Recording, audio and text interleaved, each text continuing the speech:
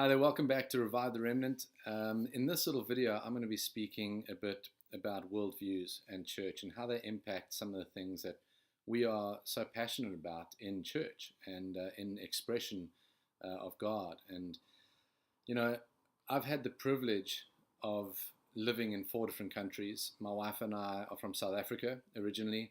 We moved to Dubai in 2008. We were there for 6 years, involved both in the secular world. I hate to make the separation, but and just normal jobs, freelancing, media, entertainment, all that sort of stuff. But also in the church, on staff of the church, and not there's a distinct difference there, just a distinct intent on how much time you're spending on what. That's for another time. Anyway. So we lived there for 6 years. Then we moved to Australia for 2 years, and we went to help a friend who'd planted a church there and give support there, and ended up leading that church for a little while, which is a great privilege. And then moved to Los Angeles, which is a story of its own, absolute God miracle. And we were there for a year and a half, very tough time, toughest season of our lives, real bottom of the barrel type stuff. And then from there we moved on to Austin, Texas, and which has been a wonderful season so far, and we just have learned so much along the way, both being parts of congregations and churches and leading as well, and just ministering into other nations and seeing expressions of church and how it's done. I love what I think it was Smith Wigglesworth or A.W. Tozer that wrote this. I think it was Wigglesworth that wrote that we should not be so intent on speaking about different denominations of church. We should rather understand them as different expressions of church. And I love that. I think there are different expressions of church that God wants to bring forth, or different expressions rather of Him that He wants to bring forth through churches and through congregations. And that's okay. Some more traditional churches, you might find an expression of reverence, that quiet, that silence, that solitude, that weightiness, that heaviness of reverence that often you won't see in a more modern sort of vibrant, or could I dare say lights, performance-driven type church. That's probably some of that life a more traditional church could do with some of that expression. On the other hand, we see some of the bigger mega churches or even smaller churches that have the expression of joy and color and lights and freedom and that sort of thing. It's very difficult to define this sometimes, but they could sometimes do with the reverence side. And so there are these different expressions of churches, and we've had the privilege to see a lot of that, and bear both the fruit and the brunt of that at times. All the while, I think God's been building this language in us and this desire in us to see church in a healthy space. When I did my theology degree, one of the topics that impacted me the deepest was this topic of worldviews. And everybody has a worldview. It's shaped by how you've experienced life and how you've experienced different situations. It might be your experience of death, might be your experience of income or abuse, of victimization, of whatever it may be. And it's shaped very specifically within you as to how you receive experiences and your projection of the world and how you perceive people to be and organizations to be. And when it comes to leadership, how you expect leadership to be or how you lead. And this can be one of the most helpful or hurtful understandings. When it's helpful, it often is the bridge of having to change, having to see things from other people's point of view, or other people's worldview. It's helpful in when you counsel people or sit with people or try to bring them to truth, that you can understand that it's okay for them to have a different perspective, but we are all on this pursuit of a kingdom worldview. What is God's worldview, and what have our influences and our experiences possibly played roles in pushing Him aside, and how do we marry those back together into health? Now, when it comes to churches in particular, perhaps because churches are made up of individuals and all these individual worldviews, But perhaps one of the things that we've learned to define the easiest is that of, yeah, you probably saw a flash of red shorts. That's how we do videos. We do looking nice on the top, and then we just wear like shorts or sweatpants at the bottom, right? Yeah. There's a whole illustration in there, but let's stay on track. Too many rabbit holes to follow. When we look at this in the perspective of leadership in particular, there is a strength of the worldview, and I don't mean strength for better or for worse, but just an influence of the worldview that you carry that flows from your leadership, that flows over your people that you are shepherding. And it flows through the model of church that you build. It flows in the expression. It probably flows into a lot more places that you even going to see in your lifetime or in your season of leadership, be that in the workplace or in the church. But for this intent, we're speaking about the church. I'll give you some examples. When we were in South Africa, we had worldviews that we didn't even realize existed. A lot of the worldview in South Africa was very militant. We had apartheid to deal with that had sort of come to an end when my wife and I were very, very young still.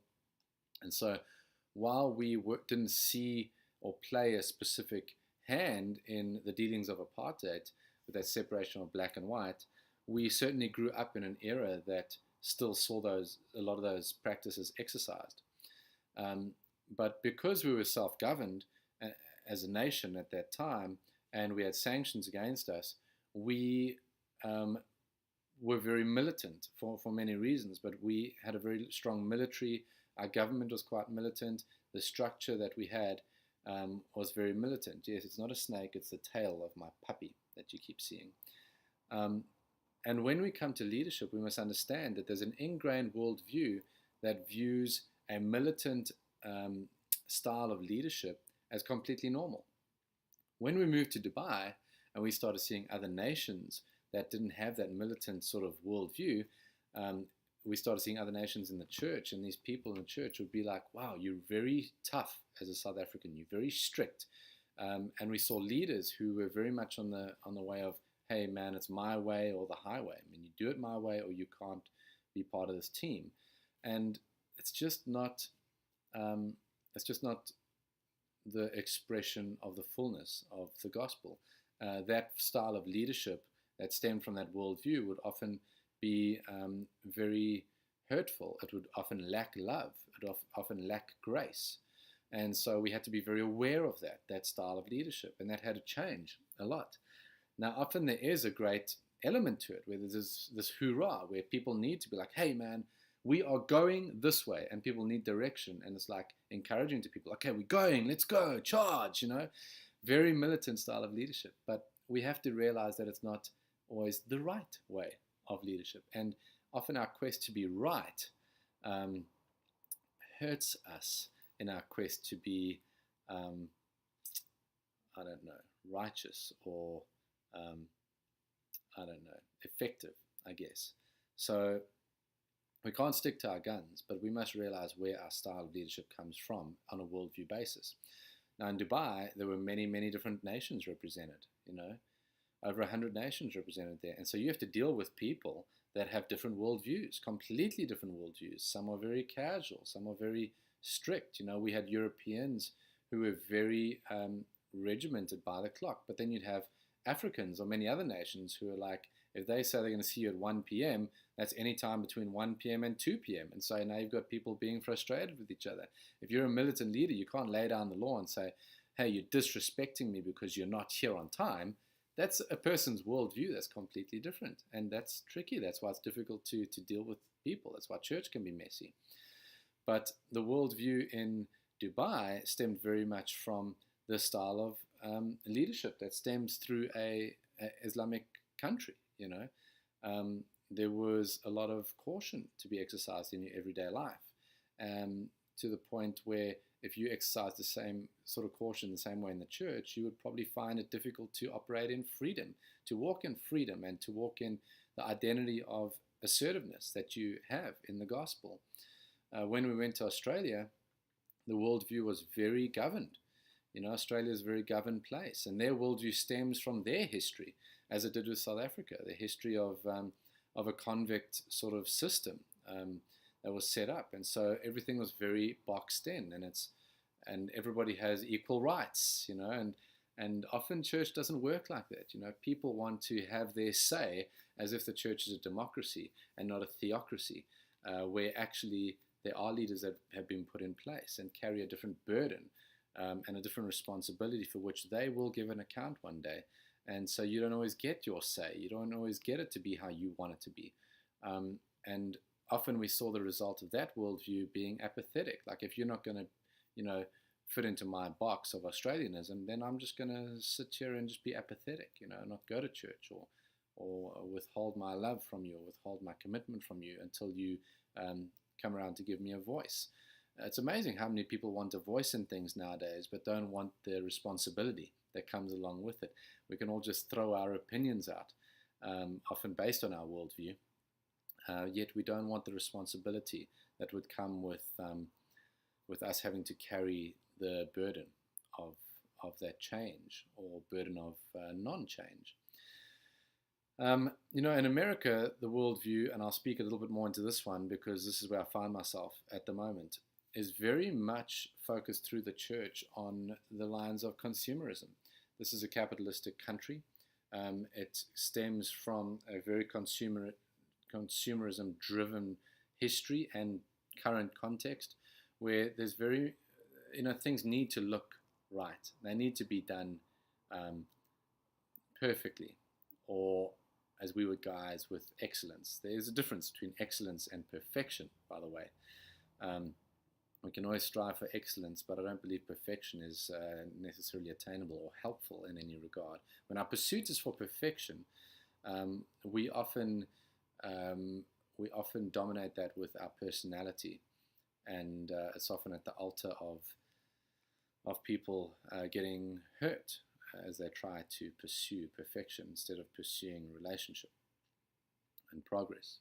Progress is better than perfection, by the way. So in America, we see this thing of a church, by large, that has succumbed to the pressure of its worldview. And that pressure has been consumerism. Now, consumerism, when you hold up a product and you go, this is my product, I want you to buy my product. That product needs to look shiny, perfect, clean, add to your life, be put forward in a certain way, and we might have an amazing launch for it. We might have some sparkles. We'll put a lot of time into that label, a lot of time into the colors, into all the sort of marketing that goes with it. When we adopt that worldview over the church, it becomes problematic.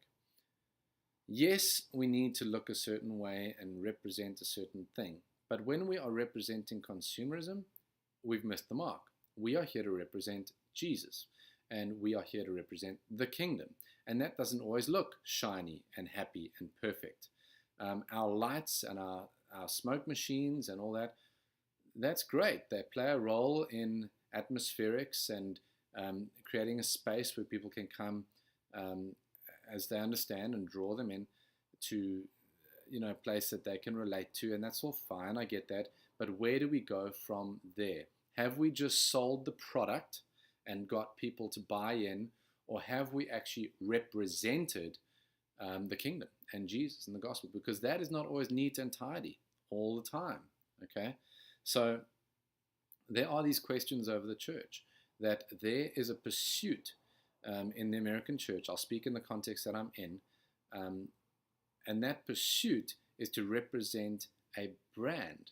Now, the difficulty is when we come to represent a brand of church as opposed to an expression of what God is doing, we're in pretty dangerous territory and dangerous water, not just for the people that we're bringing in, but for ourselves as well.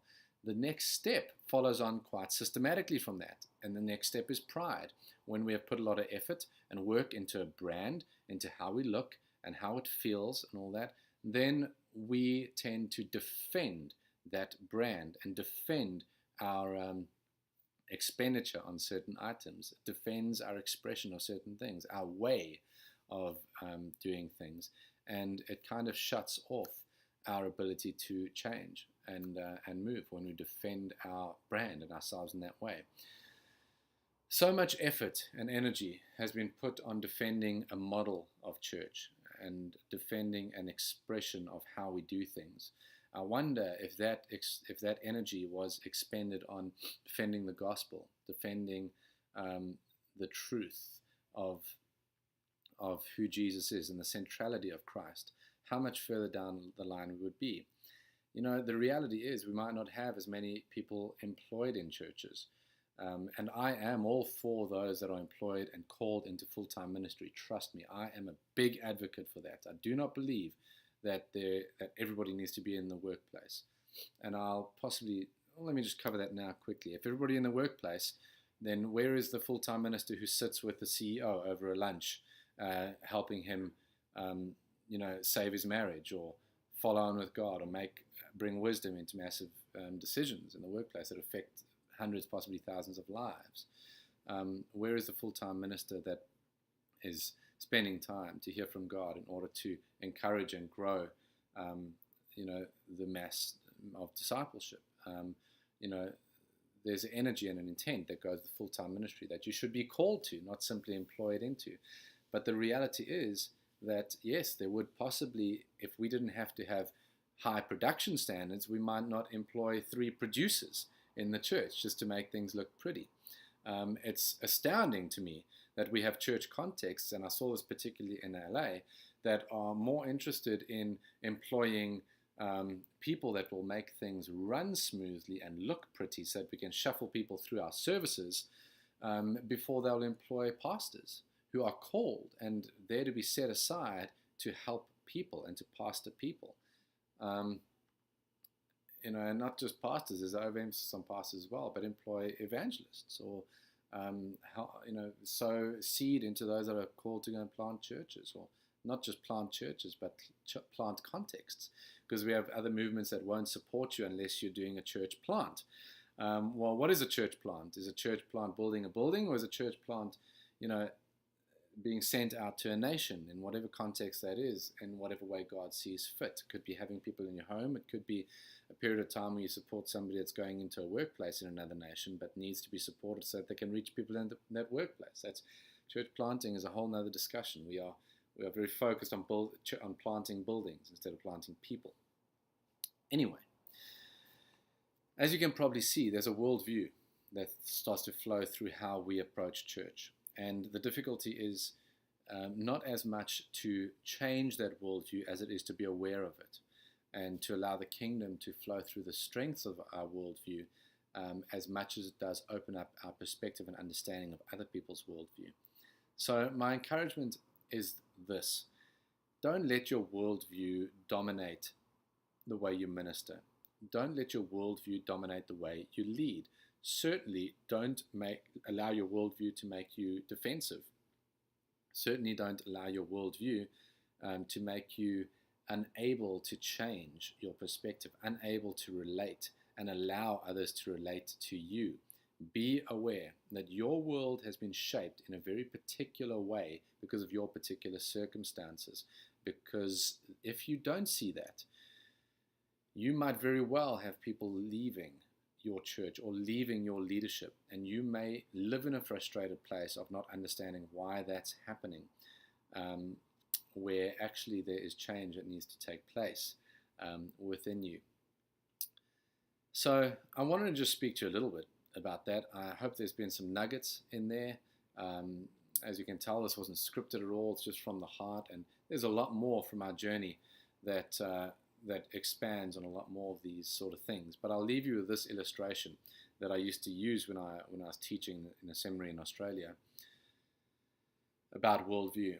If I were to take a Coke can, everybody has a Coke can, worldwide company, right? If I were to take a Coke can and I were to say to you, what would I do with this Coke can? You might say to me, depending on where you grew up, you'd say, well, you drink the contents. I'd go, yes, that's right. That's possibly a good place to start. You'd drink the contents. Would you drink it out of a glass or would you drink it out of the can? Well, funny enough, if you were raised in a wealthy home, you might say, well, you need it in a glass with ice, so that it's nice and cold. If you were raised in Africa somewhere, you'd say there's no glasses here and certainly no ice, so I'll just drink it out of the can and it might even be warm. When you're done drinking that Coke, what would you do with the can? Well, if you were raised in a certain part of the world and your worldview is such that you should not litter, then you would take that can, you'd say, you need to throw this can in the bin, in the trash. You need to throw it in the trash, and if you don't, that's incredibly wrong. If you're from Africa in some parts, you would say you need to throw the can on the ground. Now, if we see that as littering, we would say, how dare you? How you dare you show disrespect? But did you ever stop to think that the worldview of an African is often that by me throwing that can on the ground is not litter, it's creating jobs for somebody else who's employed to come and pick that up? That is radically different, that worldview. Neither one is necessarily right or wrong. I, by my worldview, believe that we should not throw cans on the ground because we are custodians of this planet and shouldn't do that. However, it does not make the worldview of the African who believes it creates a job for somebody any less relevant, whether right or wrong. We're looking for relevance, not just being right. After that, other people might say, yes, throw that Coke can away, but you might give that same Coke can to kids in Africa, and I use Africa because it's a context I know, but in any third world country, and they might say, please don't throw that away. They would crush that can and they would use it as a wheel on the little steel car that they're building. That can would become a wheel. Or they would crush that can and they would play with it as a soccer ball because they don't have a soccer ball. They'd kick it amongst themselves and use it as a toy.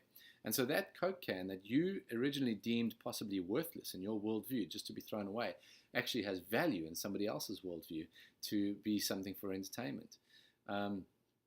And so it's just a very interesting analogy to look at and go, okay, wow, there are very different worldviews and there are impacts that come from that worldview.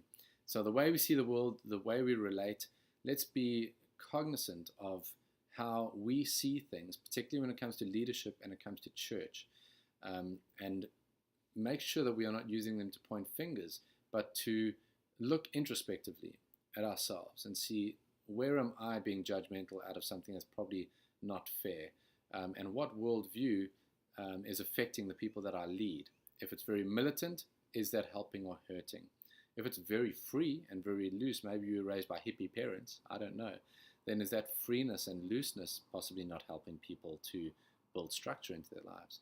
So I'm not going to get into it much further, only that you be aware of your worldview and that others have a different one. How does that impact you? How does that instill how you lead, how you grow, and how you are with other people, both in giving to them and receiving from them? Hopefully that's been helpful, and we'll chat soon again.